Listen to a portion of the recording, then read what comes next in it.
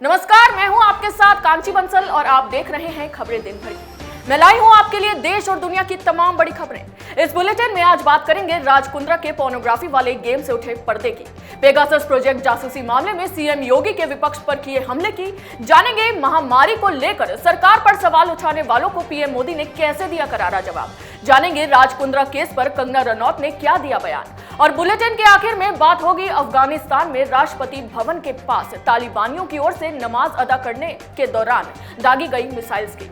लेकिन तमाम बड़ी खबरों से पहले नजर डालते हैं आज की सुर्खियों पर। कोरोना महामारी को लेकर सरकार पर सवाल उठाने वालों को पीएम मोदी का करारा जवाब, बीजेपी सांसदों को दिया खास मंत्र।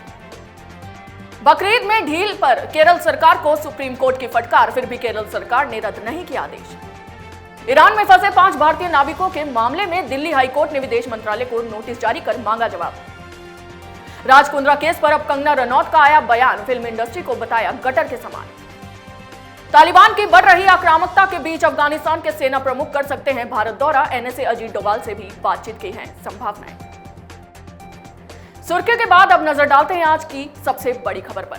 मुंबई पुलिस ने बिजनेसमैन राज कुंद्रा को गिरफ्तार कर लिया है। उन पर पोर्न फिल्में बनाने और उन्हें कुछ ऐप्स पर अपलोड करने का आरोप है। राज कुंद्रा की कैसे बड़ी मुश्किलें, जानिए हमारे इस खास रिपोर्ट से। हिंदी सिनेमा की चर्चित अभिनेत्री शिल्पा शेट्टी के पति राज कुंद्रा पोर्नोग्राफी के आरोपों से घिर गए हैं।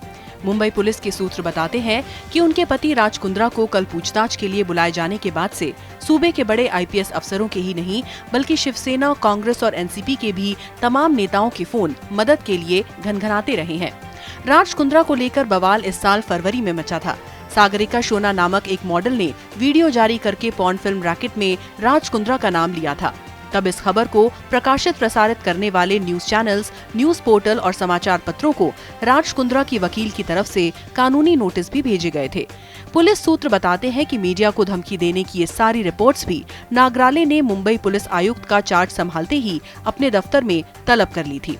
इस साल वैलेंटाइंस डे से 3 दिन पहले सागरिका शोना नाम की एक मॉडल ने वीडियो प्रेस रिलीज जारी करके हिंदी फिल्म इंडस्ट्री में हलचल मचा दी।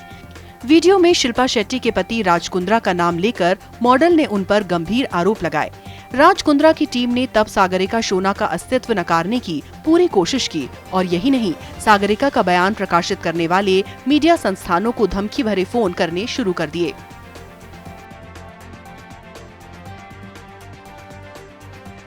मुंबई पुलिस को एक दिलचस्प जानकारी ये भी मिली है कि जब भी राज कुंद्रा किसी विवाद में घिरते हैं तो शिल्पा शेट्टी के ब्रांड एंडोर्समेंट की संख्या एकदम से बढ़ने लगती है।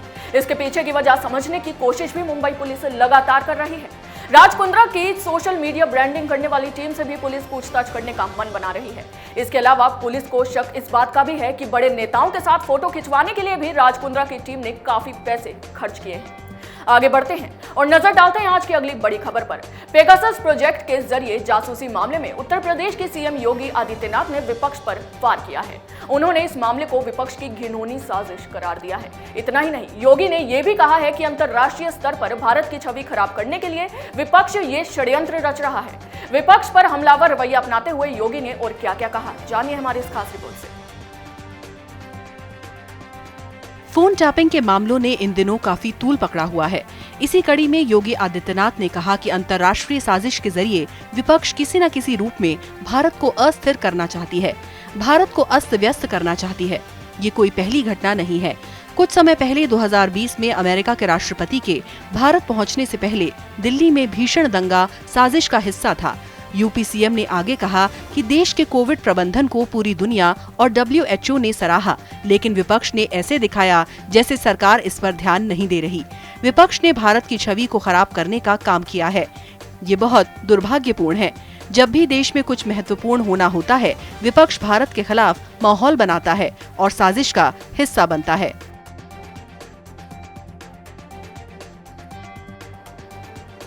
योगी आदित्यनाथ ने विपक्ष पर देश को बदनाम करने की साजिश रचने के आरोप लगाए हैं, जो कि एक बेहद चिंता का विषय बना हुआ है।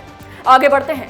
प्रधानमंत्री नरेंद्र मोदी ने आज बीजेपी की पार्लियामेंट्री पार्टी की बैठक के दौरान कोरोना वायरस महामारी को लेकर सरकार पर सवाल उठाने वालों को करारा जवाब दिया है। पीएम मोदी ने सवाल उठाने वालों को जवाब देते हुए क्या कहा, जानिए हमारे इस खास रिपोर्ट में। पार्लियामेंट्री पार्टी की बैठक के दौरान कोरोना वायरस महामारी को लेकर सरकार पर सवाल उठाने वालों को पीएम मोदी ने आज करारा जवाब दिया है। पीएम ने कहा कि पहले जब महामारी होती थी तब लोग बीमारी से कम और भूख से ज्यादा मरते थे, लेकिन हमने किसी को भूखे नहीं रहने दिया और 80 करोड़ लोगों को लगातार राशन दिया।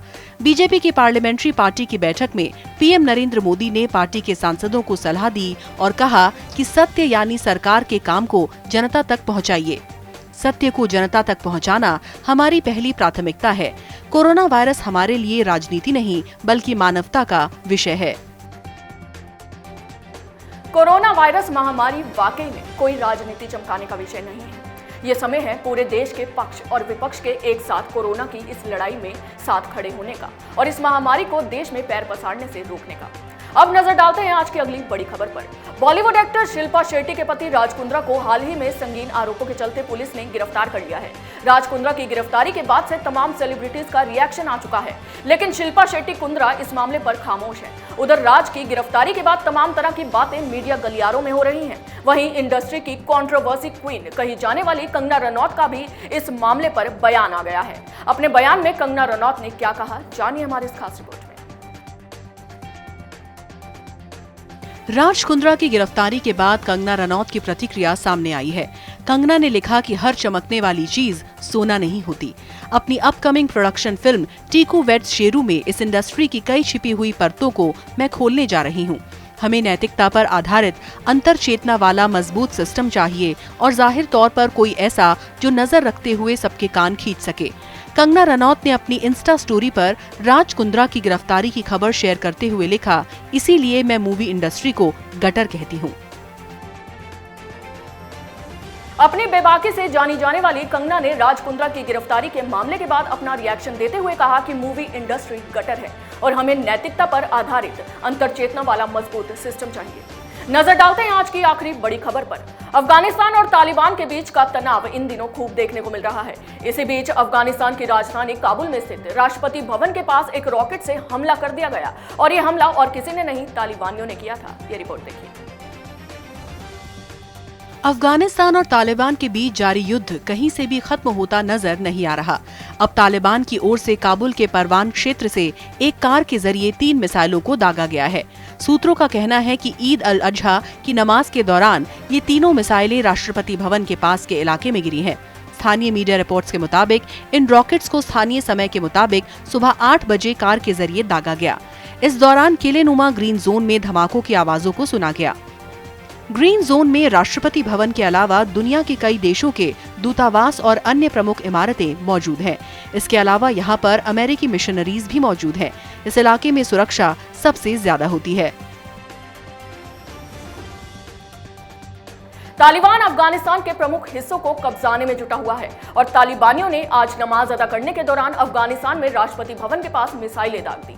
खबरें दिन भर की में आज के लिए बस इतना ही। अगर आपको हमारा ये वीडियो पसंद आया हो तो इसे लाइक करें, हमारे वीडियो को शेयर करना ना भूलें और याद से कैपिटल टीवी और कैपिटल टीवी उत्तर प्रदेश को सब्सक्राइब करें। फिलहाल के लिए मुझे दीजिए इजाजत। जय हिंद। 2 साल पहले शुरू हुई एक मुहिम, मीडिया में एक नया आंदोलन, शपथ झूठ को बेनकाब करने की, संकल्प सच को आप तक पहुंचाने का, और इस क्रांति को मिला आपका साथ। हर दिन हमसे जुड़े लोग, 10,70 करोड़ से ज्यादा दर्शक हमें देख चुके हैं। अब है आपकी बारी। उत्तर प्रदेश में नए आंदोलन की तैयारी। आपका कैपिटल टीवी अब और स्पेशल और fresh. Capital TV Uttar Pradesh.